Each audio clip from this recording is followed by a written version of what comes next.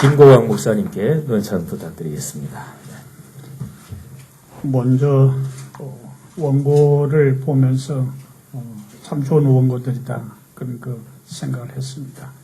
몇 분 해야 되느냐 했더니 어제 저녁에는 10분 하면 되겠다. 그래서 10분 정도를 생각을 했고요. 오늘 사회자는 15분을 이야기하라고 하면서 그건 또 원고로는 없다. 이제 그렇게 해서 한 10분쯤 되면 좀 빨리 끝내도록 하겠습니다.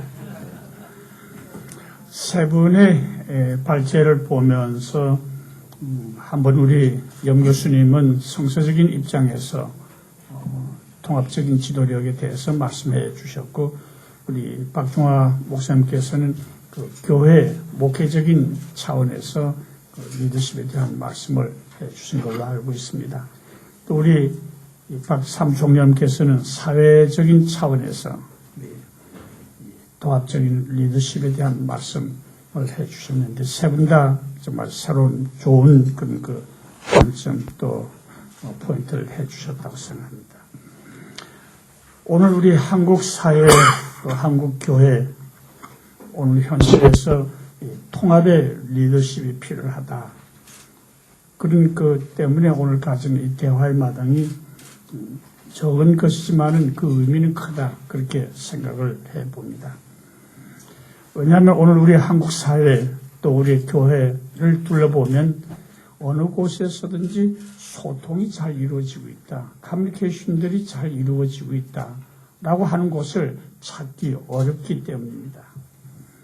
갈등과 대립이 난무하고 있는데 생각해보면 갈등과 대립은 때로는 보다 나은 소통을 위해서 발전을 위해서 필요한 것이다. 그렇게 생각을 합니다. 그러나 오늘 우리 한국 사회 또 교회 현실은 갈등과 대립을 넘어서 어떻게 보면 공멸을 자초하고 있지 않나 그런 우려를 낳게 하는 면도 있다 생각합니다. 이런 현실을 생각하면서 통합의 리더십 그것도 이 대선을 앞둔 이 시점에서 통합의 리더십에 대해서 교회가 이야기한다고 하는 것은 매우 시사하는 것이 크다 생각합니다. 우리 한국 사회는 빠른 세계화와 자유화의 물결 속에서 양극화가 심해져 가고 있습니다.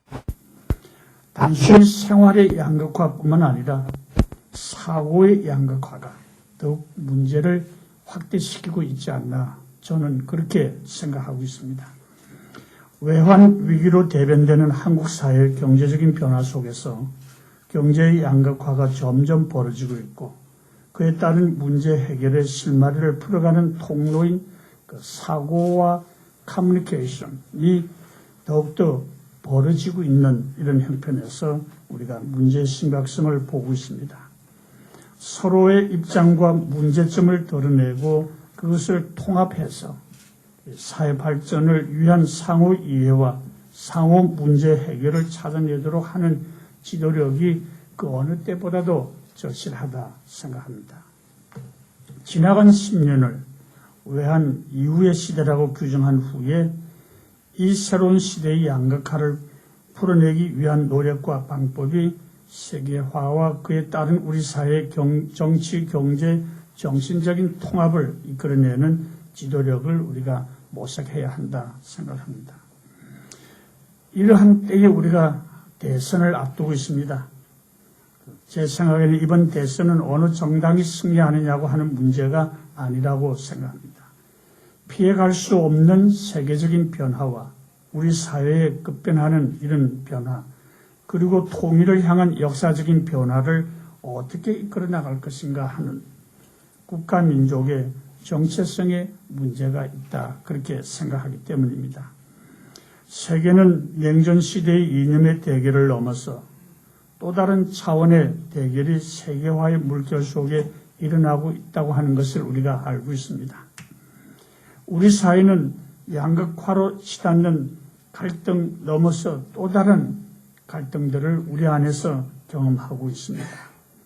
그리고 장차 통일까지도 내다보면서 국내적으로 크고 작은 이해 집단의 목소리를 수렴하고 정리하고 비판하고 통합적이고도 일관성 있는 역사의식과 사명의식을 가진 통합의 지도자를 그 어느 때보다도 절실히 필요로 하고 있다 생각합니다. 그런데 지도자라고 하는 것은 하루아침에 만들어지는 것은 결코 아닙니다. 어느 한 개인이 어느 한 시대에 갑자기 혜성처럼 일어나서 지도자가 된다고 하는 것은 저는 생각하지 않습니다. 나폴레온이 유럽을 점령하면서 독일을 지나갈 때에 철학자 헤겔이 말 타고 지나가는 나폴레옹을 보고 저기 세계인이 지나가고 있다. 세계적인 인간이 지나가고 있다. 그렇게 감탄을 했다고 하는 이야기 우리 잘 알고 있습니다.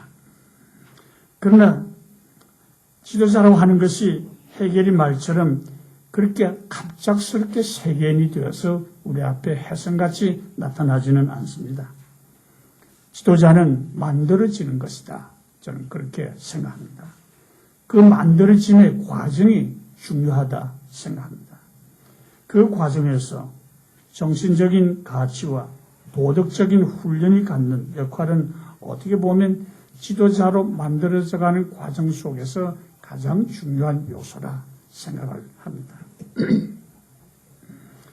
그러나 우리 사회에서 지도자로 만들어져가는 과정에서 정신적인 가치와 도덕적인 훈련이 무시되어지고 이해 집단을 이끌고 이해 집단 간의 이해관계를 잘 이용해서 지도자로 군림하는 그런 경우들을 우리는 사회의 여러 요소에서 또는 국가적인 차원에서도 볼 수 있습니다.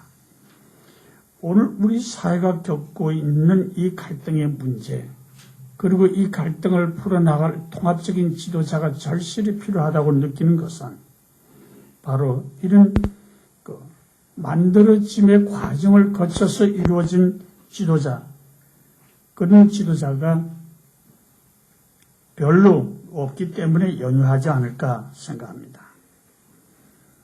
이해관계에 얽매인 한 집단을 이끌어서 그 이해관계를 조절하고 그리고 한 이해 집단의 지도자가 또 되고 또 그것이 더 큰 지도자로 군림하게 되는 경우들이 있다고 하더라도 이러한 지도자는 결코 통합적인 지도자가 되기에는 역부족할 수밖에 없다 생각합니다. 그 통합이라고 하는 것은 이해관계를 잘 조절하거나 조종하는 것이 아니기 때문입니다. 통합의 지도자는 시대적인 문제를 예리하게 분석하고 비판할 수 있는 판단력과 통찰력이 있어야 합니다. 그리고 그 문제점들을 헤쳐나갈 수 있는 결단력, 그리고 이해관계에 매이지 않고 전체를 아우를 수 있는 일관성, 인테그리티가 필요합니다. 그리고 도덕성에 근거한 인격이 건강해야 한다고 생각합니다. 오늘 우리 사회 갈등과 대립을 통합의 길로 이끌어 나갈 지도자는 바로 이러한 지도자가 되어야 된다 생각합니다. 그런데 이런 지도자가 되어가는 과정의 정신적인 가치와 도덕적인 훈련의 과정, 그것들을 우리가 별로 중요시하지 않았기 때문에 오늘 우리가 이런 지도자의 빈곤의 문제에 봉착하고 있다 생각합니다. 이러한 시대적인 변화 속에서 교회가 무엇을 위한 역할을 할 수 있을 것인가, 교회가 제시할 수 있는 리더십의 모습은 어떤 것일까 하는 것이 오늘 우리 대화의 중심이라 생각합니다. 발제하신 분들이 각각의 전문 분야에서 이런 부분들을 잘 말씀해 주고 있습니다. 나아가서 교회가 스스로를 한 사회의 정신적인 지도자라고 자처한다면 오늘 우리 한국 교회의 교회상과 리더십이 정말 오늘 우리 한국 사회가 절실히 필요로 하고 있는 통합적인 지도자상을 만들어내는 과정에 얼마나 공헌할 수 있었으며 또 얼마나 그것들을 그 이미지를 제시할 수 있었느냐 하는 데에 오늘 우리의 초점이 모아져야 되지 않을까 생각합니다.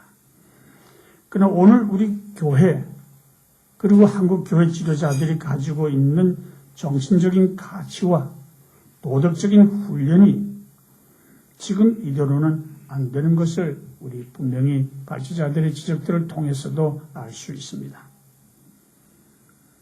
오늘 교회와 지도자는 사회 문제와 지도력을 말하기 전에 우리 자신의 교회 윤리, 우리 자신의 목회 윤리가 지금 어느 자리에 서 있는지를 겸손하게 묻지 않을 수 없습니다.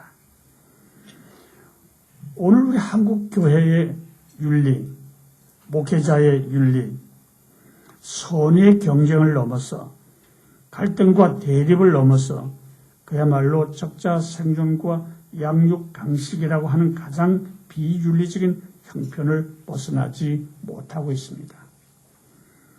지난 주간에 대학원생들, 목사님들과 가진 세미나에서 오늘 우리가 목회자로서 목회 윤리가 있다고 생각합니까? 오늘 우리 한국 교회의 교회 윤리가 어느 자리에 서 있다고 생각합니까? 저는 그 목사님들하고 한참 토론을 했습니다. 그 중에는 교회 부목으로 있는 분들도 있고 작은 교회를 담임하고 있는 분들도 있고 중견교회 목회자들도 있었는데 하나같이 오늘 우리 한국 교회의 현장에서 윤리를 말할 수 없다.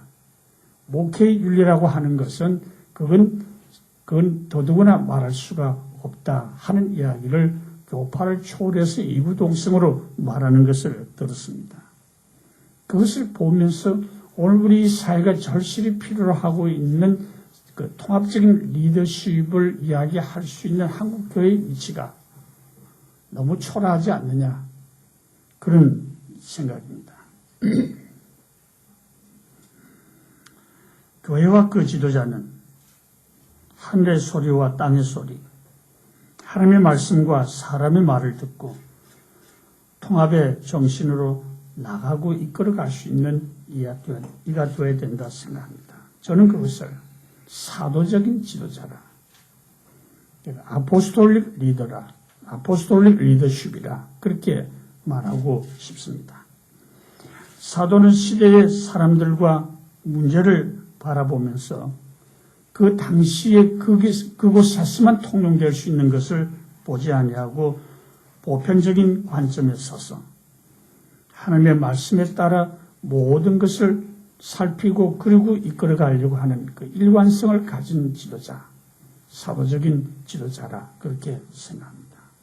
그는 한 시대를 살면서도 모든 시대를 바라볼 수 있는 안목을 가집니다. 그는 한 인간의 생명의 존엄성을 천하보다 귀하게 여기면서도 그러나 이 세상의 모든 생명의 존엄성을 함께 아우르는 사람입니다.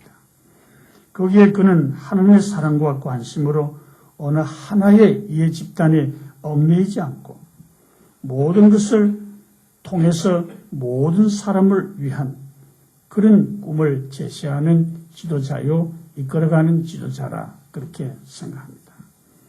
사도적인 지도자는 자기 자신을 위한 것이 아닌 타자를 위한 분명한 위치를 알고 있습니다.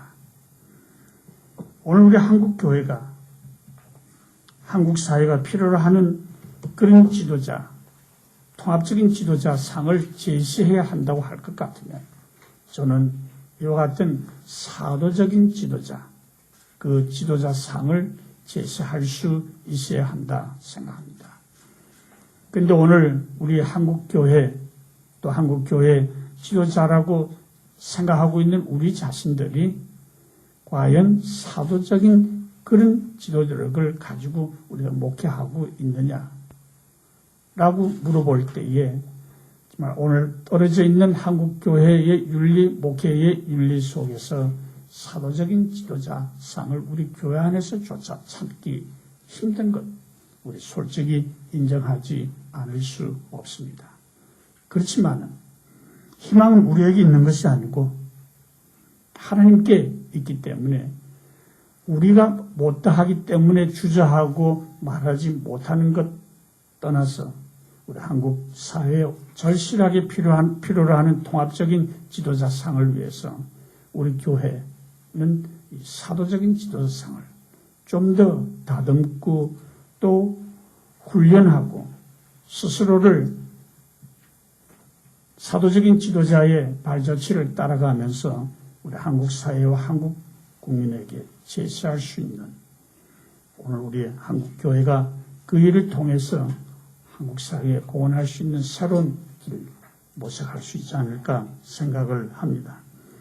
이로써 제가 박제 논찬을 마치도록 하겠습니다. 네, 고맙습니다. 박수하겠습니다. 우리 김 목사님 논찬 제일 앞에서 오늘 모임이 크지는 않지만 의미가 크다 말씀해 주셨는데 오늘 목사님의 논찬 내용을 들으면서 진짜 의미가 큰 모임이다 하는 생각이 들었습니다. 제가 소개를 못 드렸는데 결례가 됐습니다. 이 김고강 목사님 한목협 공동회장을 맡고 계시고 수표교 교회 담임 목회를 하고 계십니다. 그리고 웨슬리 신학을 또 깊이 연구하신 학자로 제가 그렇게 알고 있습니다. 그럼 바로 이어서 우리 한목협 정책위원장 맡고 계십니다. 또 산울교회 담임하고 계시는 이문식 목사님 논찬해 주시겠습니다.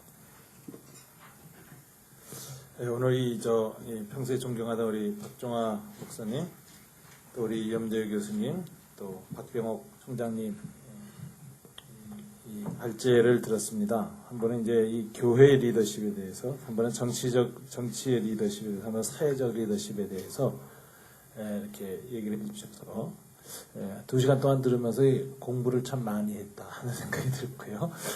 그러나 교과서적이다 또는 원론적, 총론적이다라는 얘기를 들으면서 재미는 굉장히 없다 이런 생각했습니다. 이제 저는 이 자리에서 그래서 또 저까지도 그런 원론적인 이야기를 꺼내면 정말 재미없이 끝날 거다라는 생각을 하게 돼가지고 조금 더 구체적인 얘기를 좀 그냥 들어가겠습니다. 좀 용서해 주시기 바랍니다. 우리 한국 사회에서 지금 오늘 우리가 통합의 리더십이라는 주제를 자꾸 모인 이유가 왜 그럴까라는 생각을 하게 되는데요. 이 한국 사회의 지금 가장 큰 문제는 분열과 분단이다라는 인식이 이제 여기 깔려 있다고 저는 생각해요. 분열과 분단이 우리 한국 사회의 가장 큰 위기다 지금. 그렇기 때문에 통합의 리더십을 교회가 세상에 대해서 어떻게 가져야 될 것이고, 교회 안에서 어떻게 가져야 될 것이고, 정치와 사회 속에서 어떻게 구현해야 될 것이냐라는 고민 때문에 지금 이제 모임을 했거든요. 그런데 우리 한국 사회의 이제 분열과 분단 이런 것을 기초로 해가지고 한국 사회가 지금 어떤 정도로 지금 분화되어 있고 분열되어 있고 이 상처가 깊은가에 대한 인식이 필요한데요. 최근에 그 한국 사회에서 일반적으로 지표로 나타나는 특징 중에 하나, 첫 번째 자살 증가입니다. 세계 1위입니다. 지금 하루에 23명인가요? 33명인가? 제가 정확하게 숫자 안 나옵니다. 이렇게 자살을 하고 있습니다. 그 다음에 이혼율 세계 2위입니다. 이건 한마디로 말하자면 공동체, 개인의 존재 의미와 공동체 붕괴 현상이고, 이것을 에밀 드립겜이 얘기한 것처럼 아노미적 자살이거든요. 자살의 대부분이. 아노미 자살이라고 하는 이 상황이 들어왔는데, 이제 이 원인을 여러 가지 사회학자들이 밝히는 가운데 얘기하는 거예요. 가장 큰 원인이 어디에 있느냐 하면은 IMF 10년이라고 하는데 이제 초점을 두고 있습니다. IMF 10년이 지나고 우리 사회가 국민에서 2만 불을 넘어서면서 그 2만 불로 넘어가는 상황 속에서 가장 이 공동체 붕괴가 심하게 일어난다라고 얘기하는데, 이런 자살과 이혼 또는 가정 붕괴라고 하는 이런 것이 동반상승되고 있는 이 원인은 우리 박정희 교수님이 얘기한 것처럼 이 세계화가 진행되면서 사회 양극화가 진행되어지고, 여기에서 온 결과가 말하자면 아노미적 분노가 있어도 이 분노가 표출될 때 개인의 차원에서 가장 극단적인 자살로 표출되어지고, 부부 사이에서 사회 공동체의 이 분열, 다툼, 붕괴 현상으로 가정, 이혼 이런 형태로 나타난다라는 것입니다. 그래서 우리 국민의 지난 지금 2007년을 얘기하는데, 이제 전에 어떤 자리에서 그런 얘기를 했습니다만 2007년을 어떻게 인식해야 될 것이냐 할 때 우리 기독교인들이 이제 올해 작년 2006년 맞이하면서 부흥 100주년이라는 화두를 가지고 2007년 해석하려고 그랬어요. 그 다음에 이제 사회 일각의 민주화 세력이었던 사람들은 6월 항쟁 20년이라는 걸 가지고 이제 2007년을 자림 의미매김을 하려고 했습니다. 이 두 가지 모두는 사실 실패했다든지 또는 상당히 무력화됐다고 볼 수 있습니다. 근데 우리 일반 그 이제 뭐 교인들이라든지 또는 이 일반 시민들은 2007년을 뭐로 규정하고 있을까 이렇게 볼 때 저는 IMF 10년이 가장 중요한 그 무의식적으로 마음속에 약간 위기의식이면서 현실인식의 그 상징어가 됐다 이렇게 생각하는 겁니다. 이 결과로 이런 사회적 분노가 치솟고 있고 그다음에 우리 사회의 개체와 공동체의 붕괴 현상이 심하게 일어나고 있는 상황 속에서 우리 백성들이 갖고 있는 일반적인 정서는 뭐냐면 분노입니다. 분노. 이 분노가 이제 지금 자기도 원인을 잘 몰라요. 굉장히 뭔가의 분노가 쌓여 있습니다. 꽉 그 막혀 있는 것처럼 쌓여 있는데 이 분노를 어떻게 표출할 줄을 모릅니다.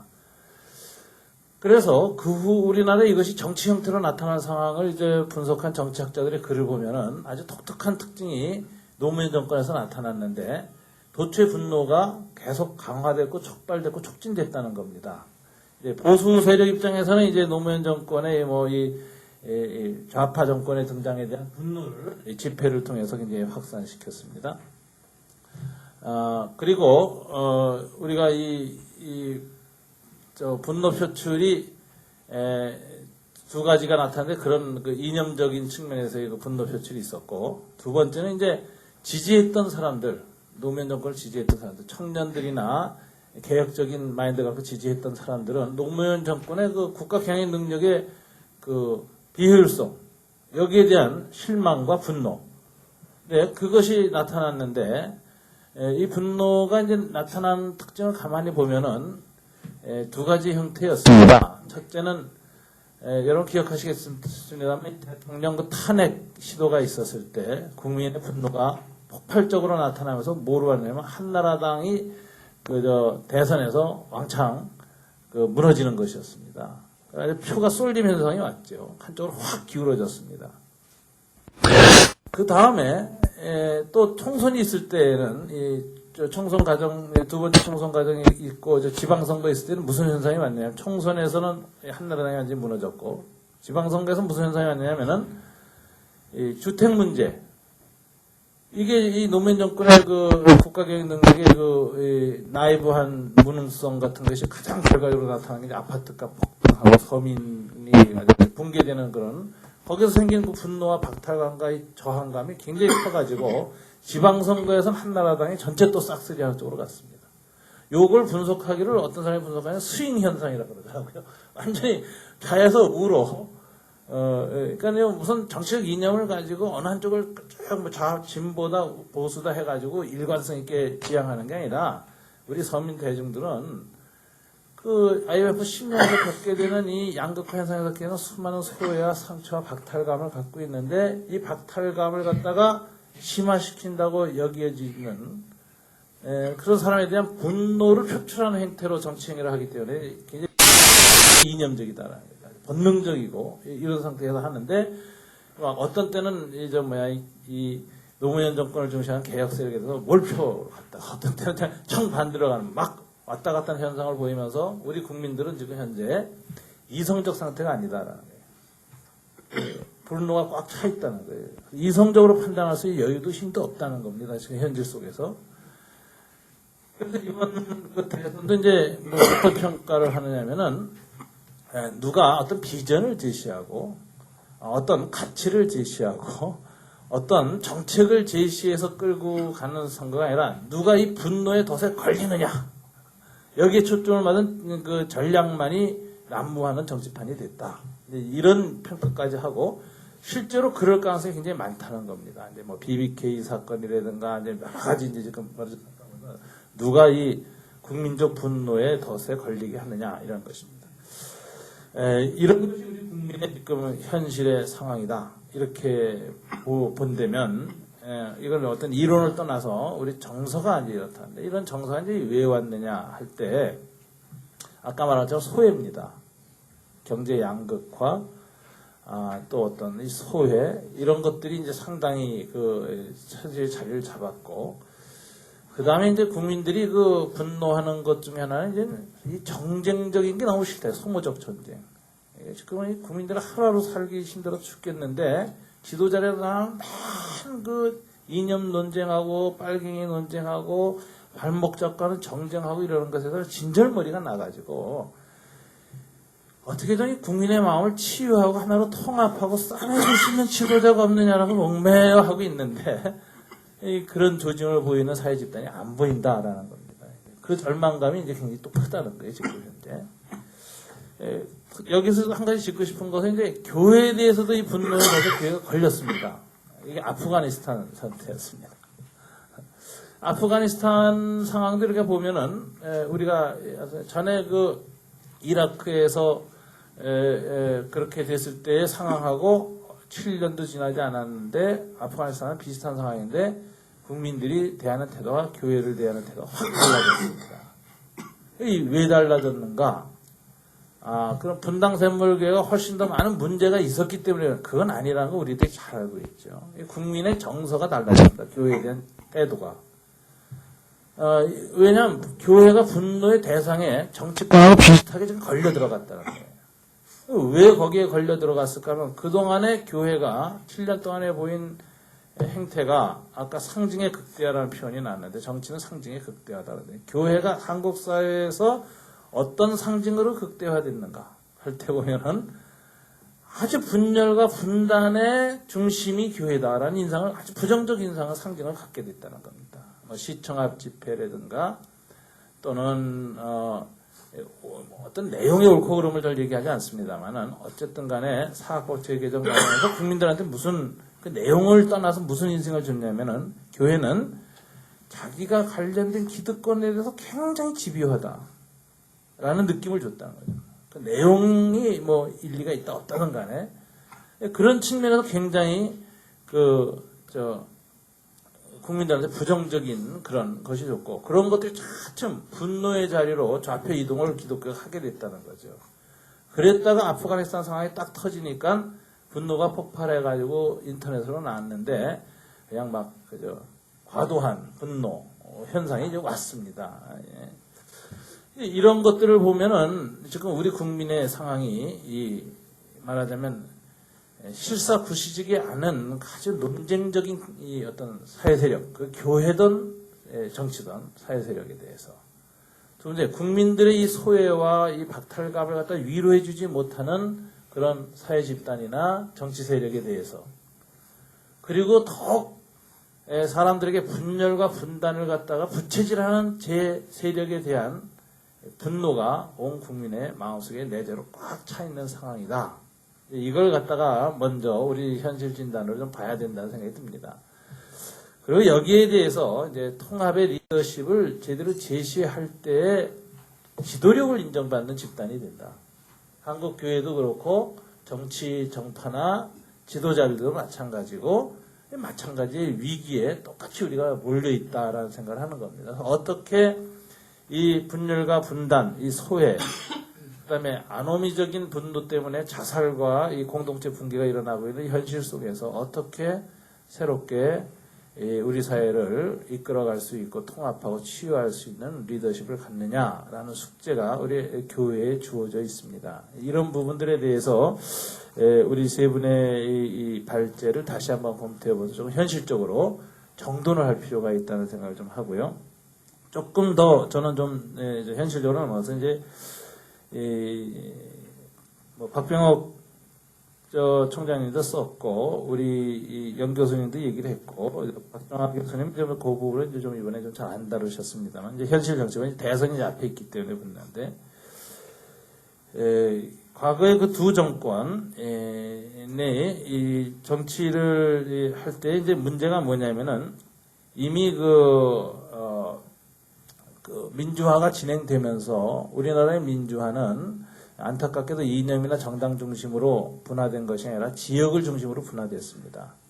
그래서 어느 쪽에서 정권을 잡아도 지역 지지 30% 가진 정권이 탄생할 수밖에 없는 약점을 갖고 있었습니다. 그래서 노태우 정권이 탄생했을 때도 그 약점을 결국 극복을 못해서 이제 당을 통합하는 그래서 지분이 정치공학적으로 40% 내지 50% 넘어가야 겨우 정권을 그 기간 동안에 통치력을 발휘할 수 있는 그 이제 한계를 구조적으로 갖고 있습니다.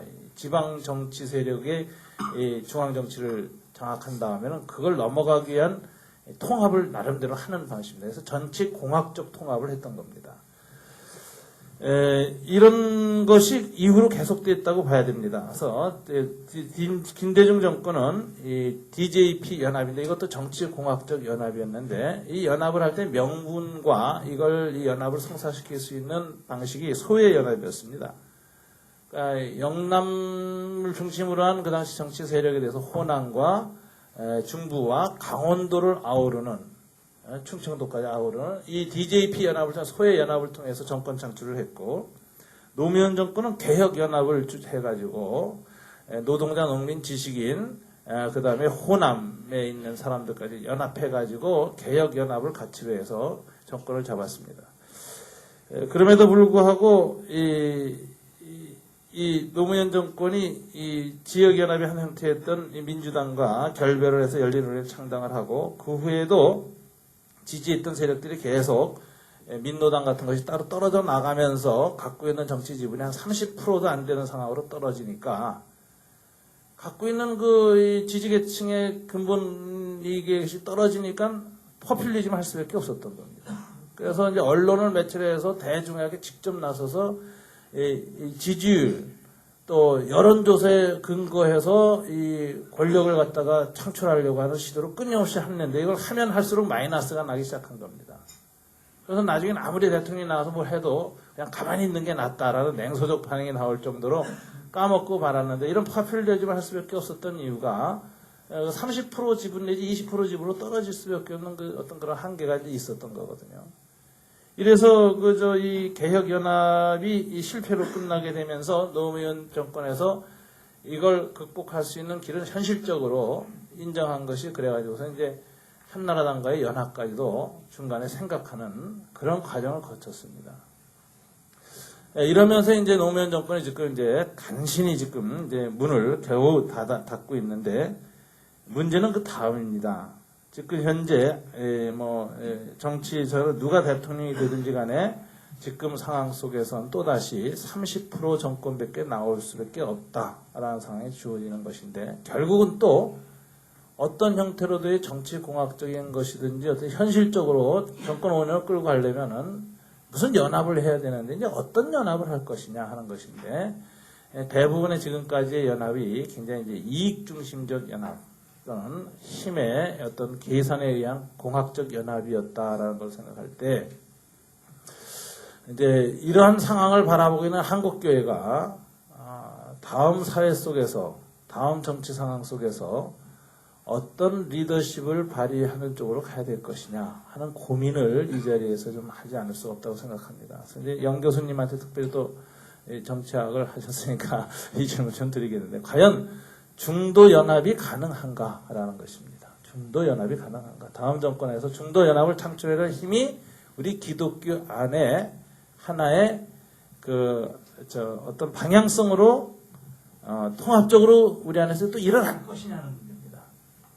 그래서 교회가 지금 양극화된 이념을 넘어서서 아까 박병혁 총장이 얘기한 것처럼 리버럴이라고 불리어지는 소위 중도 세력 을 이끌어낼 수 있는 통합의 리더십을 교회가 갖고 있으며 동시에 그것이 사회 제세력에 대한 리더십을 발휘해서 우리 사회 중도 통합이라고 하는 길을 제시해서 이것이 어떤 정치공학적인 이념, 이익에 의한 어떤 그런 연합이 아니라 다음 세대를 이끌어가서 분열, 좌우의 분열 또는 지방에 의한 분열 또는 빈부나 이 소외계층에 의한 이익에 의한 분열 또는 남북의 이데올로기라는 분단을 넘어서서 민족을 하나로 끌어가꿀 수 있는 이런 이 통합, 연합, 가치와 이념, 정책을 통한 이런 세력을 만들어낼 그런 것이 우리한테 과연 있느냐 하는 자답을 사실 해보면서 그런 쪽으로 우리가 가야 되지 않겠느냐 이런 생각을 저는 하는 겁니다. 저는 이건 순상상입니다. 누가 대통령이 됐든지 간에 그 사람이 자기 현재 있는 지분 가지고 도저히 정치를 할 수 없다는 현실적 인식을 과거 벌써 15년을 걸쳐서 17년을 걸쳐서 우리가 경험했기 때문에 더 이상 이렇게 정치할 수는 없다. 대통령은 어떻게 됐다 하더라도 30% 40% 가지고 누군가 연합해야 된다고 할 때 정말 지금 한나라당에 있는 사람들 중에서도 개혁적인 사람들, 지금 저 열린 우리당이나 민노당이나 이쪽에 가는 사람 중에서도 중간에 말씀을 끊어서 잠깐 죄송합니다만은 김고강 목사님 시간까지 다 쓰셨거든요. 그러니까 짤막하게 마무리해 주시고 다음에 또 얘기할 때 예, 우선 마무리 부탁드립니다. 예. 그런 분들이 이제 하나로 묶여서 저 통일 이후까지 또 김정일 정권을 상대할 수 있는 통합의 리더십을 가진 남쪽에서 민족 통합의 그 이니시어티브를 쥐고 있는 이런 그 정당이나 정치 세력을 창출할 수 있는 힘이 우리 사회에 좀 있으면 좋겠다. 그러니까 누가 정치하든 그 사람을 만날 수 있는 이런 구조를 가져야 되는데 그것을 할 수 있는 사회적 통합의 그 기반, 사회 조직 이런 것을 이 교회가 앞장서서 할 수 있느냐 하는 이런 부분에서 고민을 가지고 우리가 이번에 좀 이 논의를 해야지 생산적이지 않겠느냐 이런 생각을 좀 하고 있습니다.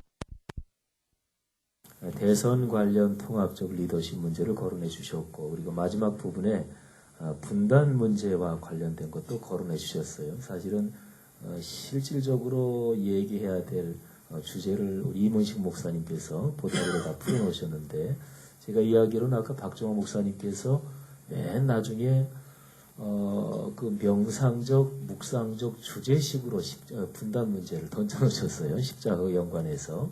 그래서 세 분께 그 이제 5분 정도씩 말씀을 부탁드리기 전에 제가 이제 세 분의 발제 중에서 제일 이 문제가 지금 핵심이 아닌가 하는 거를 제가 한 두 가지 정도만 말씀을 잠깐 드리고 그러면 세 분이 말씀하실 때도 뭐 거기하고 연관해서 말씀하셔도 좋겠고요. 또 다른 플로아이트 말씀하실 때도 그 문제랑 연관해서 말씀하셔도 좋을 것 같습니다. 사실은 두 가지 문제는 우리 이문식 목사님이 벌써 보따리 풀어놓으셨어요. 저도 분단 문제는 통합적 리더십을 얘기할 때 이거는 결코 피해갈 수 없는 문제다.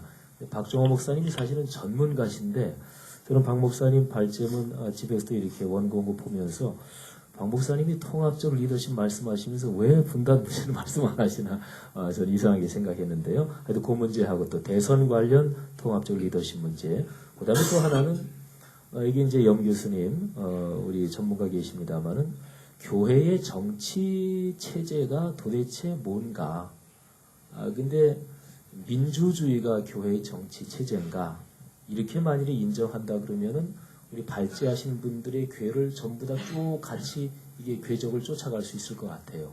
그렇다면 교회가 사회의 통합적 리더십을 이끌어갈 수 있는 근거가 된다고 보는데 많은 목회자들이 교회의 정치 체제는 민주주의가 아니라 무슨 신본주의 이런 얘기를 많이 하시거든요. 이 문제는 아주 중요한 키포인트 아닌가 싶어요. 그래서 만일에 교회의 정치 체제가 염 교수님 말씀해 주신 것처럼 내용적 합리성, 내용적 정당성이 아니라 절차적 정당성 문제와 관련된 민주정치라면 그러면 교회는 사회적 통합성을 이끌고 갈 수 있다. 이거를 부인한다면 현재로서 사회적 통합성을 교회가 이끌고 갈 수 있는 가능성이 별로 보이지 않는다. 그리고 교회의 중요 리더들이 교회 정치체제는 민주주의가 아니라 신본주의나 표현을 어떻게 하든 다른 그 무엇이다. 여기에 문제가 있지 않은가 싶고요. 그래서 그 문제하고 또 하나는 교회의 지도자들을 길러내는 과정이 만일에 교회의 기본 체제가 현실적인 사회 속에서는 민주주의라면 신학교육의 문제하고 또 하나는 교회의 직제교육, 제도적 직분자를 길러내는 교육에서 이런 사회성, 아까 우리 박종화 교수님 사회성, 정체성 두 가지 말씀해 주셨는데 이런 데 대한 신학교육 또는 교회 직분자 교육이 이루어져야 되지 않을까 싶고요. 하나 심각한 거는 사실은 사회 모든 분야의 리더들은 어느 정도 그 분야에서 리더십이 더 성장해 감에 따라서 법의 문제랑 반드시 부딪힙니다. 근데 유일하게 거의 예외가 되는 게 교계 집단의 리더들은 교계 집단에서 계속해서 리더십이 중요한 결정권을 가지면서도 법 문제하고 관련이 없습니다. 그러니까 사회적인 법 문제에 대해서 부딪히거나 숙달될 또는 훈련할 기회를 전혀 갖지 못하는 게 교계 집단의 리더다. 여기에서 사회의 통합적 리더십을 끌고 갈 수 있는 아주 심각한 결점이 교계 리더에게 있는 게 아닌가. 저는 이제 그런 생각도 해봅니다. 제가 시간적으로 나중에 플로에서 얘기 나오고 하면은 더 이상 길게 얘기할 기회가 없을 것 같아서 오늘 정해진 시간 안에서 우리가 얘기를 뭐 끝내야 되기 때문에 우리 그럼 세 분 한 5분씩 말씀하시고 플로어에서 시간은 뭐 길지 않습니다만은 몇 가지 뭐 질문 받으면 시간이 다 될 것 같습니다. 순서를 뭐 예, 그러면 그러면 우리 이번에는 집사님, 장로님, 목사님 순서로 하겠습니다. 우리 박부영 사무총장님 예, 말씀 부탁드립니다.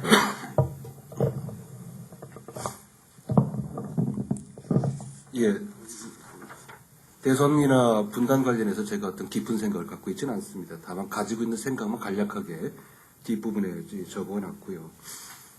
현재 저는 이제 리더십의 대선 관련해서 가장 큰 문제는 현재 우리나라에서 자기가 속한 집단의 부분 이익을 추구하지 않고 그걸 넘어서서 사회 전체 이익을 추구하는 리더 그룹이 없다라고 하는 것이 가장 결정적인 문제라고 생각을 합니다. 국민들 눈에 비쳤을 때 누구도 이러한 부분 이익을 넘어서서 국가와 민족 전체 이익을 추구하는 리더로서 아무도 지금 검증되지 않았다. 그리고 그러한 리더 그룹이 등장하지 않았다. 오피니언 리더 그룹도 마찬가지고 그 검증망에서 성공적으로 저 그룹이라면은 실제로 민족 전체, 우리나라 전체의 리더 이익을 추구하는 집단이다라는 검증을 통과한 그룹이 없다라고 하는 것이 가장 큰 문제라고 생각을 합니다. 통합하기 위해서는 실질적으로 부분 이익을 넘어서서 전체 이익을 추구하고 그 진정성이 국민들에게 전달되어지는 그런 리더가 무엇보다 필요하다고 생각을 하고요.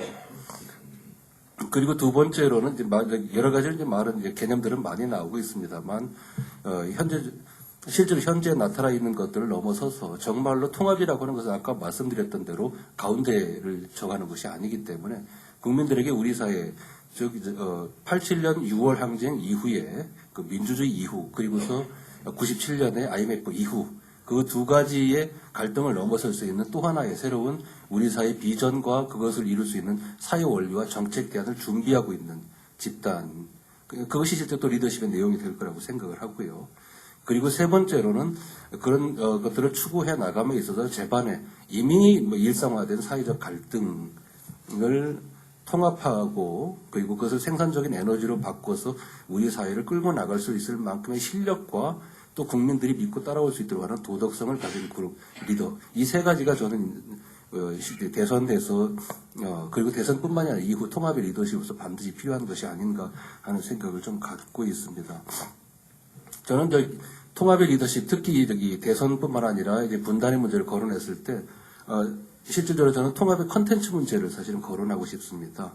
분단에 대해서 과연 우리 한국 교회가 얼마나 준비되어 있느냐라고 하는 것은 실질적으로 모두 끌어안고 인도주의적인 접근만으로 되는 건 아니라고 생각을 합니다. 그래서 저는 여기 한 가지 예를 좀 들어놨습니다만 만약에 이게 우리 사회가 정말로 남북이 통합이 된다고 하면 가장 큰 문제 중에 예견되는 문제 중에 하나가 그 땅 소유권에 관한 문제일 거라고 생각을 합니다. 북한에 계시던 분들이 남한으로 내려오면서 전부 다 땅 문서 들고 왔단 말이죠. 지금 장롱에 차곡차곡 보관해 두고 있는데 이미 많은 분들이 통일이 어느 정도 가시권 안에 들어오게 되니까 그것의 소유권 문제에 대해 상당히 민감해하는 걸로 알고 있습니다. 만약 그렇다면 그것도 이제 굉장히 중요한 통일과 관련된 갈등의 씨앗인데 예를 들어서 한국교회는 그러면 그 토지 소유권 문제에 대해서 어떤 해석을 내릴 거냐 그런 거에 대한 입장과 그것에 대한 아주 탄탄한 어떤 준비 내용 없이 통합이라고는 사실은 가능하지 않다라고 좀 생각을 합니다. 그래서 통합의 컨텐츠를 만드는 일, 만약 분단, 그리고 대선 이후의 과정에 대해서 우리가 기독교가 통합을 이야기한다라면 단지 통합하자 이런 것이 아니라 실질적으로 갈등의 이슈에 대해서 현재 고민하는 수준을 넘어선 그러한 그 문제를 해결할 수 있는 원리와 대안들, 기준들을 기독교가 제시할 때만 실질적으로 통합의 내용들을 구축할 수 있지 않겠냐. 그런 면에서 상당한 준비가 사실은 필요하다라는 생각을 갖습니다. 예, 고맙습니다. 우리 영 교수님 이어서 말씀 주시죠. 예. 유문식 목사님 분노의 덫에 걸린다, 분노의 정치가 상당히 재밌게 이야기를 들었고요. 특히 기독교가 거기에 해당이 됐다라는 거는 충분히 공감이 됩니다. 왜 그렇게 됐을까? 친절한 금자씨 보면 너나 잘하세요 하는 게 대상이 목사님인데 왜 그런 비난을 받게 됐을까 하는 것에 대해서 좀 고민을 할 필요가 있고요. 지금 여러 가지 이야기가 나왔습니다만 우선 첫 번째로 그 교회의 정치 체제나 교회의 교육에 관한 문제에서 조금 제가 아까 발표할 때도 말씀드렸습니다만 굉장히 우리가 유교적이다라고 이야기를 했던 것하고 좀 맥락을 같이 하는 건데 그 민주주의냐 신본주의냐 이렇게 얘기할 때에도 조금 고민을 좀 해봐야 되는 것 같습니다. 제가 생각할 때는 이렇습니다. 교회가 유일신을 가르치고 그 성경에 관한 거라든가 하나님에 관한 그 신앙적인 면에 있어서만큼은 절대적인 거, 그거는 우리가 개념상으로 절대적인 것을 가르쳐야 된다고 생각하는데 가장 큰 문제는 양식이나 형식, 수단에 관한 그것은 본질하고 다른 수단에 관한 문제이기 때문에 이 부분에 대해서는 굉장히 절차적 합리성이라고 얘기할 수 있는 민주주의의 방식을 잘 도입을 해야 되는데 그렇지 못하기 때문에 교회가 끊임없이 시험에 빠지는 게 아닌가. 뭐 십자군 전쟁에서부터 또 중세시대 때부터 또 오늘날에 이르기까지 예수님이 가장 싫어하셨던 것도 그거 아니었나 생각을 합니다. 예를 들어서 제가 미국에 있을 때 연합장로교, 남장로교, 북장로교가 합쳐서 연합장로교가 됐는데 거기는 항존직이라는 개념이 없는데 장로가 되고 나면 1년 지나면 다시 재투표해서 신임을 묻고 그래서 거기서 다시 당선이 되면 또 2년 심우할 수 있고 2년 지나면 다시 재투표해서 신임 묻고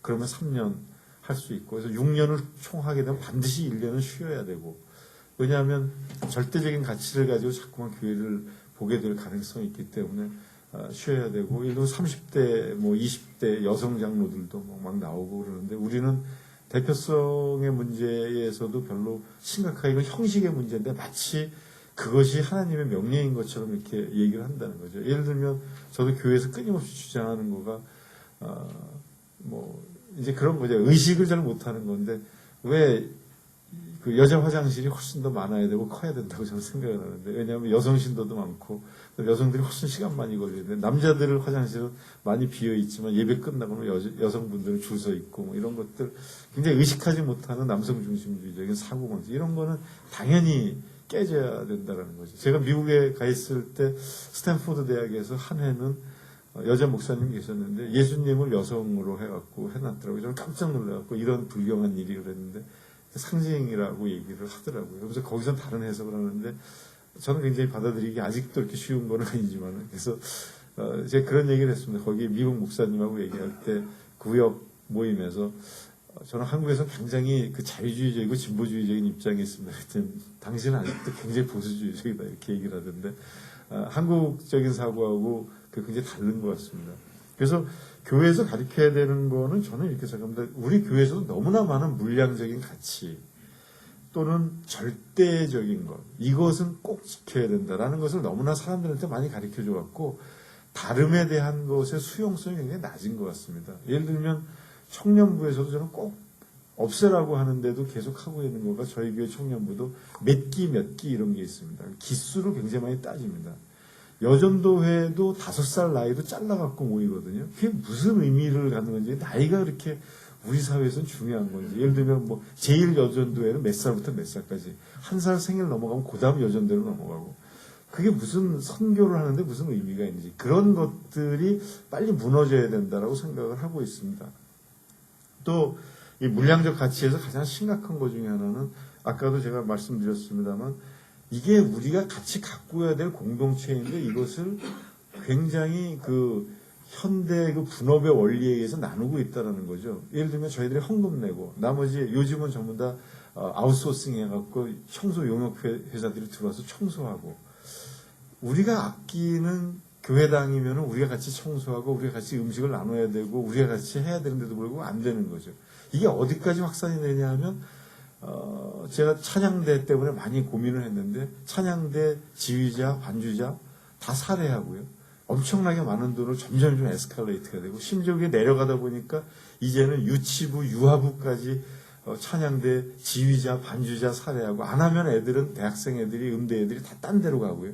그 교회에서 음악을 배우면서 성장했음에도 불구하고 그렇게 하고 그런 교회가 뭘 가르쳐야 되는가 그리고 물량 중심적으로 가다 보니까 여러 가지 가치에 대해서 예를 들면 모든 게 우리나라는 이렇게 정점화가 돼 있어서 저보고도 지난번에 대선 때 토론 사회했는데 많은 사람들이 물어보는 게 뭐냐면 국회의원 안 합니까? 국회의원 안 나갈 겁니까? 그런데 아니 교수가 얼마나 좋은 건데 왜 교수보다 국회의원이 무슨 딱지치기 하는 것도 아니고 한 단계 위라고 생각을 하고 생각하는 그런 논리가 교회에도 굉장히 편배해 있다는 거죠. 예를 들면 뭐 국제금융에서 돈 많이 버는 게 굉장히 좋은 거다. 뭐 애들은 어디 뭐 경영대를 가야 되고 어디를 가야 된다.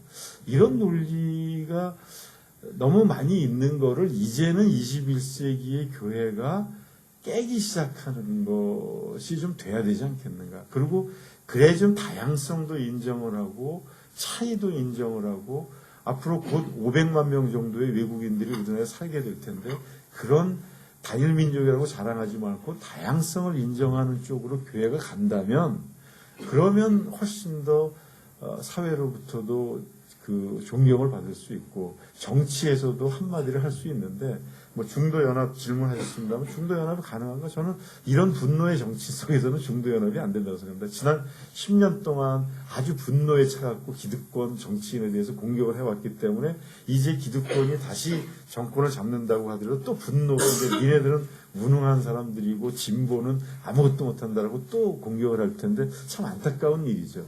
다름을 인정하고 끌어안아야 되는 것이 정치나 아니면 교회나 이런 데서 굉장히 필요한 부분들인데 그 부분에 대한 반성이 아마 지도자들이 있어야 되지 않나 이렇게 생각합니다. 네, 죄송합니다. 길어졌습니다. 네, 고맙습니다. 우리 박정화 목사님 말씀 주시죠. 해야 되니까 한 말씀 드려요. 짤막짤막하게 해보겠습니다. 저는 고린도전서 12장에 있는 본문 하나이지만 지체는 여럿이라는 말, 이게 통합 리더십의 핵심일 텐데요. 그 말을 가장 잘 해석한 사람이 노제라고 생각합니다. 노제의 말, 화이 부동. 설계에서도 자주 인용합니다. 통합 리더십이라는 게요, 동자하자는 거 아닙니다. 화자하자는 거죠. 문제는 다양성이, 어차피 다양성은 동이 아닙니다. 화할 수 있는 다양성이 뭐냐? 화 못할 다양성이라고 우리가 생각한 건 뭐냐? 저는 이걸 빨리 가려야 된다고 생각해요. 제 개인적 경험입니다만, 제가 70년대 독일에 있었고 80년대 중반에 있으면서 인권운동 지원하는 데 제가 앞장섰습니다. 그때만 해도 뭐 빌리그램 집회, 뭐 74년도 뭐 이런 집회 등등을 보고 제가 악마라고 생각을 했습니다. 이 판국에 무슨 놈의 뭐 모세가 보낸 지도자 운운할 수 있느냐. 그래서 이런 사람들하고는 내가 만나지도 않고 하나님 나라 갈 때까지 난 내 길 가겠다 생각을 하는데 세상이 변해가지고 민주화됐고 뭐 소득도 오르고 통일도 가까워져 하면서 접촉해 보니까 내가 알던 것이 일부 사실임에도 불구하고 그 사람들 속에 그 진지한 또 다른 애국과 신앙 열정을 제가 발견했습니다. 아까 제가 그 비판적인 논설을 제가 쓰긴 썼습니다만 그러면서 대한 느낌이 한국 사회가 갖고 있는 보수 진보의 틀은 냉전의 산물임이 크고 냉전이 거쳐가고 나니까 옷을 벗고 나니까 또 다른 화합점이 생겼다. 그래서 지금은요, 저는 노무현 정권이 얘기할 적에 다 지나가버린 늦깎이 무슨 진보 작품이 누가 그런 욕도 한번 했죠. 그런 점이 있는 것 같고 한국의 보수는 또 이북하고 통일만 되면 그날로 존재 가치를 상실한 아무것도 없어요. 그거 말고는. 그런 보수가 될 텐데 큰일 났구나 저는. 솔직히 말해서요. 제가 미안한데 정치학자이십니다. 우리나라 진보주의라는 것이 정치적으로 경제적으로 건실합니까? 분명히 정책적으로 딱 서 있습니까? 아니면 심정적이고 구호적입니까? 아니면 성향적입니까? 보수요? 친북 이런 거 말고 또 무슨 정책적 보수가 분명히 전부가 될 겁니까에 대해서 저는 정치학자는 아닌데 퀘스천 마크가 너무 많아요. 그리고 제가 독일에서 오래 살았는지 몰라도 하여튼 구분하면 가족 중에서도요.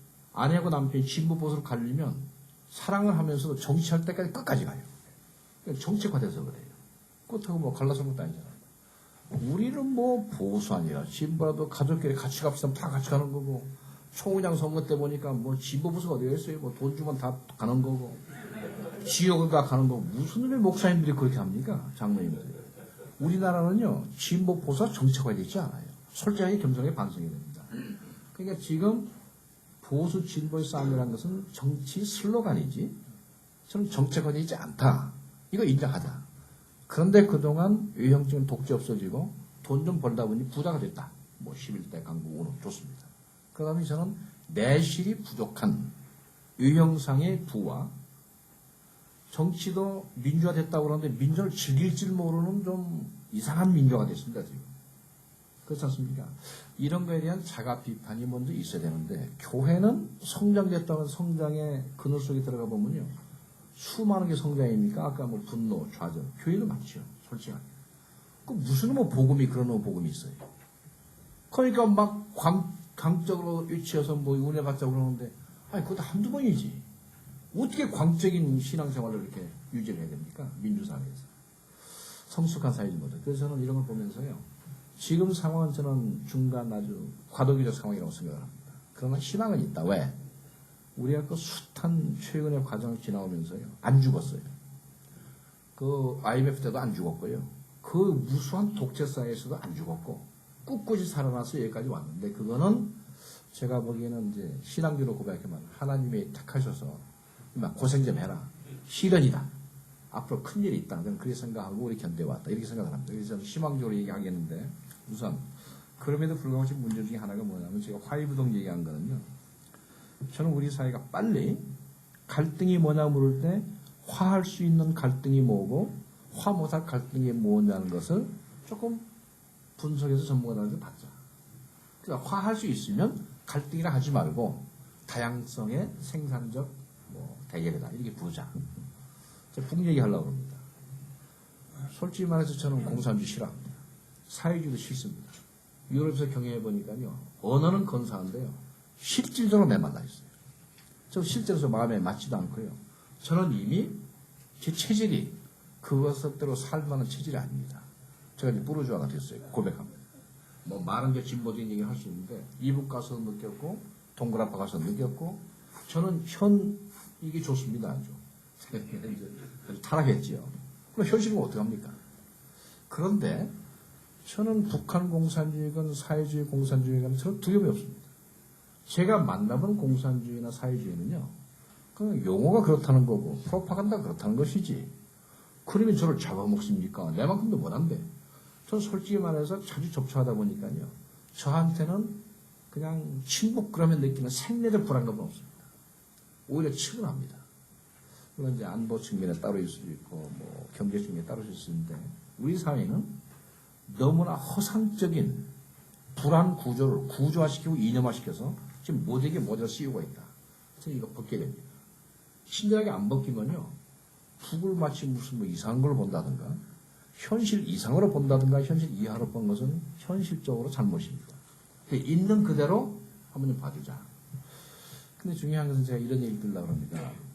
북하고 현 상황에서 북이 무너져서 통일을 했다. 저는 그럴 가능성을 장기적으로 많이 봅니다. 그냥 그렇게 표현 안 하고 싶고요. 그냥 뭐 점진적으로 됐다 이렇게 보는데 솔직히 그렇게 됐을 경우에 같은 민족임에도 불구하고 남쪽에서 보수 진보도 통행을 못한 사람들이 통일을 한 다음에 북과 같이 살아요? 살 수 있습니까? 현 상황의 구조라면 못 삽니다. 잘라버리는 게 나아요. 통일 얘기 안 해야 됩니다. 근데 그거하고 같이 사는데 엄청난 문제가 있는데 저는 북과 남이 절대로 통할 수 없습니다. 50년 동안 체질이에요. 그러나 화할 수는 있습니다. 어떻게 화하냐는 얘기는 저는 자기의 아이덴티티 포기하지 않고 화할 수 있는 방법이 있습니다. 그걸 찾아야 되는데 독일 통일에서 보니까 그 아이덴티티의 소득 고민은 너무 출혈이 심해서 고민. 동독중은 너무 아이덴티티가 죽어서 고민. 저는 그보다 훨씬 더 열악한 상황을 남북통일이 연출한다고 생각합니다. 저는 그렇게 믿어요. 근데 문제는 남쪽에 우리들은 소득 불평하는 소득만큼 포용성이 없어요. 없습니다. 민족이에요? 아유, 제가 보기에는요. 요즘에 논의되는 거 보면요. 통일돼서 북한 동포운을 말만 동포운을 하죠. 막상 우리 오면요. 소득은 그거 합리주의적 근거 때문에요. 합리성이란 제한된 바탕 위에서 받을 건 받고 안 받을 건 안 받고 우리는 정서가 지배하기 때문에요. 언론 나띵이에요. 그럼 북한 주민들 어디다 쓰실 겁니까? 미안한 얘기해서. 북한 여성도 실력도 깡크도 없는데 어디다 쓰시라고 합니까? 저는 그 사람들이 갈 때 뻔합니다. 북한 남성도 어디다 쓰시겠습니까? 3D요? 그러면 사회가 통합이 됩니까? 어느 정도 우리가 여유가 있습니까에 대해서 저는 신하이고 안 신하이고 간에 여유가 없다.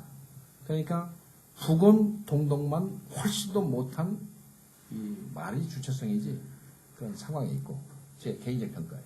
남은 소독보다 훨씬 쪼그락한 아주 쪼그락한 사회심리적 심리를 갖고 있어서 신앙이 있던들 없던 상관없이 좁다. 솔직히 말해서 외국인 노동자를 어떻게 취급하십니까 우리 사회가? 색깔 다르다고 못 다르다고 인종 다르다고 그렇게 취급하는 사람들이 그보다 더 열악한 북의 동포를 동포랍시고 다룰 수 있습니까?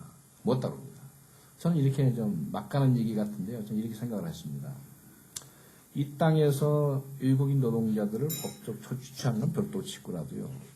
이 땅에 온 외국인들과 결혼부터 가정부터 사회 구성원으로 점차적 법률적 차원을 거쳐서 서로 밍글링 할 수 있는 정도가 어느 정도 빨리 효과적으로 될지 그 도수하고 북한하고 통일될 때 남북의 어울리는 도수하고 이게 비례한다고 생각을 해요.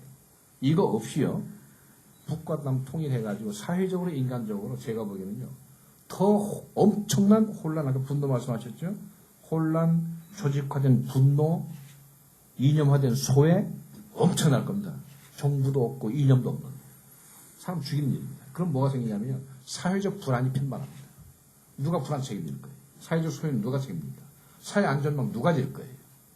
그러니까 우리의 이 요구나 구호가 너무 허황되고 너무 비현실적이고 너무 이념지향적이고 현실을 너무 도외시하고 있고 그리고 너무 알맹이 없는 구호에 거친 우리 분노를 바라고 있다에 대해서 큰일 나는데 이렇게만 또 말은 할 수도 없는데 근데 지금 한목지역 같은 경우는 여러분 솔직히 말해서 아까 우리 박 총장 얘기하면 뭐 리버럴 좀 되는 거 아닙니까? 뭐 좌쪽으로 좀 갔는지 우쪽으로 갔는지 모르겠습니다. 여러분은 이 캐틀라이저 역할을 좀 해야 됩니다. 캐틀리스트 역할을. 그래서 분노를 삭히자 다른 거 화할 수 있는지 평가해보자. 없으면 자르자.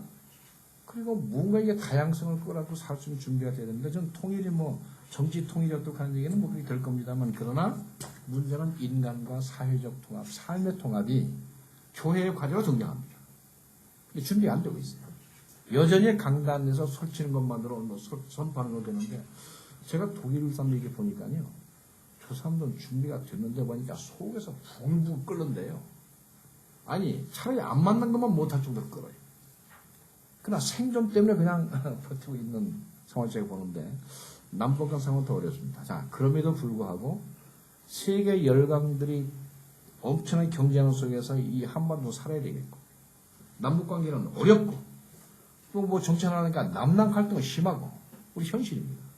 그러나 세계화 시절에 살려고 하면 어쩔 수 없습니다. 버텨가야 되는데 자 줄이겠습니다. 교회는요. 교회는 제가 보기에 용기와 자신 가지고 모든 이념을 초월할 수 있습니다. 그 정도의 힘은 축적되어 있습니다. 그리고 저는 다 싸되 우리가 생각하는 뭐 자유와 민주다 평화다 하는 가치관을 좀 구체시켜가지고 그 귀치 들고 이렇게 나갈 수 있으면 좋겠습니다. 이제 마지막 얘기 하나 좀 끝날게요. 아까 뭐 땅값 얘기도 했는데요. 제가 저희 교회도 이제 강남 분들이 꽤 계셔서 물어보자 그랬더니 농담인데요. 노무현 정권이 5년 더 지속됐으면 좋겠는데 왜 땅값 좀 더 오르게요. 좌파 정권이 싫다고 그러면서 이득은 다 받거든요. 그럼 우파 정권들은 뭐 어떻게 되냐 그랬더니 그 땅값 내리면 곤란한데 그래도 이념적으로 찍어야 되겠고 땅값은 떨어질 것 같고 농담 같은데요. 우리 자기 이익과 공공이익 사이에 우리 괴리가 너무 큽니다. 저는 교회는 뭘 얘기해야 되냐면 아까 여러분 지적하셨듯이요. 적어도 공공이익이 객관적으로 이렇다 하는 얘기를 싫어도 선포해야 합니다. 그래서 저는 교회의 공공성이 한국교회의 가장 모자란 부분이다. 총회가 결의문 100번 채택해 보십시오. 지킵니까? 저 총무 오래 해봤는데요. 결의문을 잘 택합니다. 뭐 투표 거쳐서. 결의문을 누가 인용합니까? 교단에서 인용합니까? 강단에서 인용합니까? 노예에서 인용합니까? 결의문 따로, 행동 따로. 그러니까 우리나라는 아까 프로시저 얘기를 했는데 이 프로시저럴 데모크라시가 모양만 있고요. 내실이 없습니다. 교회. 근데 제가 민주주의국가에 가보면 한 번 결정된 공동선언문은요. 인용해가면서까지 애지중지 지켜요. 이럴 때나 가능하지 한국은 그것 따로 개인 따로다. 너무 쉽게 결정하고 너무 쉽게 안 따른다. 이 점에 대해서 선진국경이 들려고 그러면 좀 우리도 결정에 신중하자. 일단 합의된 것은 금과학조처럼 지키는 좀 노력 좀 해보자. 이 의원에 같이 가주면 뭐 좋겠다는 생각이 듭니다. 미안합니다. 너무 많이 네, 얘기했습니다. 고맙습니다. 역시 북한 문제, 분단 문제 나오니까 우리 박 목사님께서 흥분하십니다. 네, 감사하고 오늘 열린 대화마당은 어차피 어떤 논제를 가지고 지속적으로 토론하고 대화할 그 정도의 포맷은 되지 않고요. 우리 쭉 들었고 우리 플로어에서요. 지금 질문을 하시고 또 받고 뭐 이럴 시간은 없을 테고 그냥 플로어에서도 여기에 관련된 어떤 주제도 좋습니다. 뭐 짤막하게 한 뭐 2분 정도 말씀하시면 한 3분 정도씩 이렇게 말씀하시면 2분 정도 말씀하실 수 있을 것 같은데 플로어에서 뭐 편하시게 어떤 분이나 잠깐 그렇게 말씀 주시고 이거를 마쳐야 될 것 같습니다. 쭉 얘기하는 가운데 뭐 우리의 사고와 또 우리의 생각 속에서 여러 가지가 또 정리되고 연결되는 게 있으리라 그렇게 좀 위안을 받으면서 그렇게 마쳐야 될 것 같습니다. 플로어에서 아무나 뭐 말씀 주실 분 한번 주시기 바랍니다.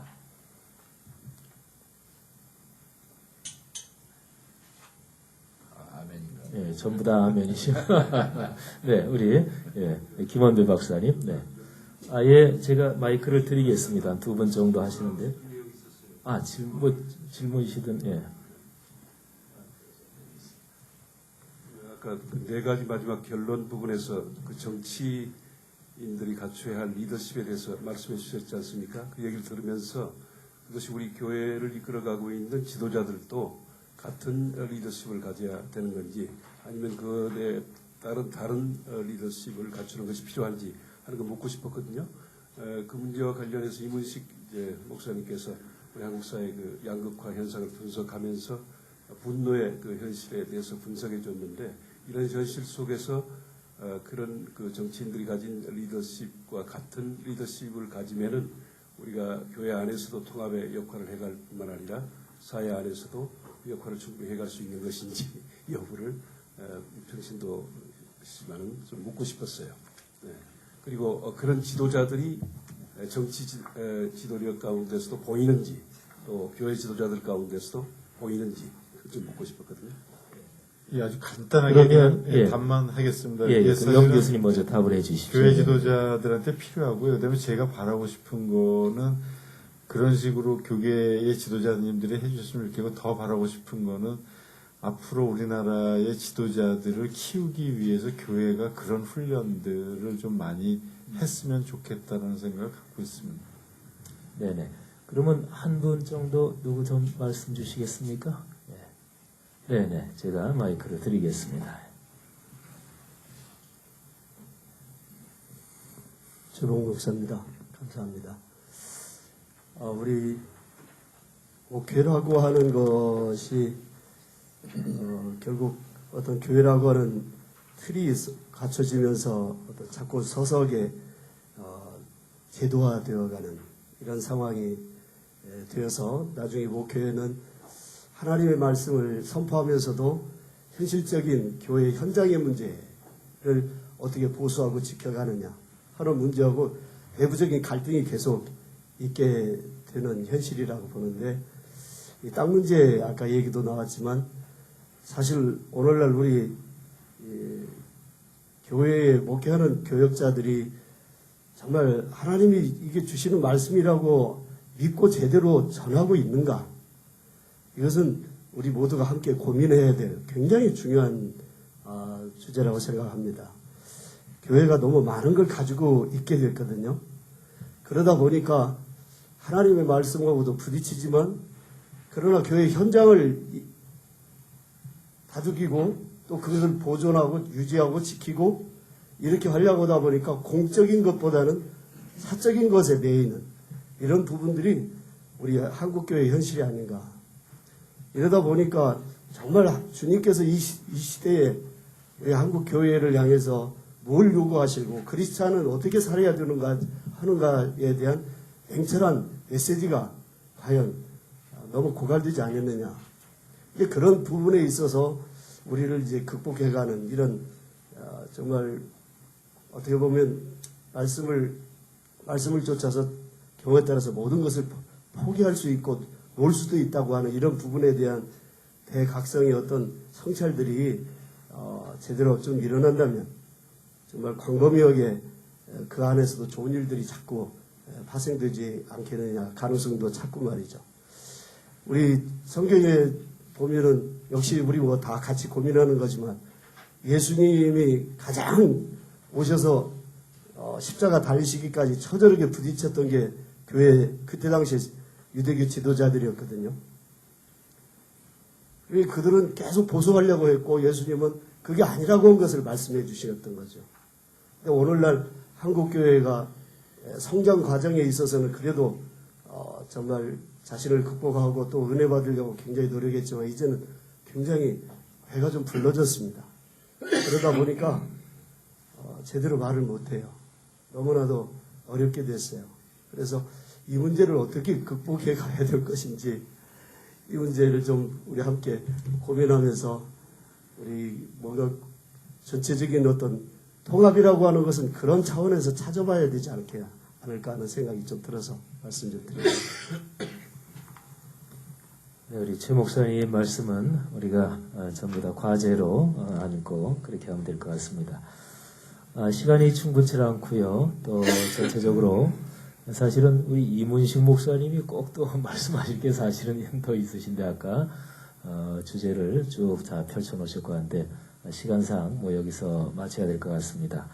우리 수고해 주신 발제해 주신 세 분 또 우리 논찬해 주신 우리 두 분 진심으로 감사하고 또 이렇게 긴 시간 참여해 주셔서 진심으로 감사합니다. 우리 모두 수고했습니다. 박수 한번 하고 마치도록 하겠습니다.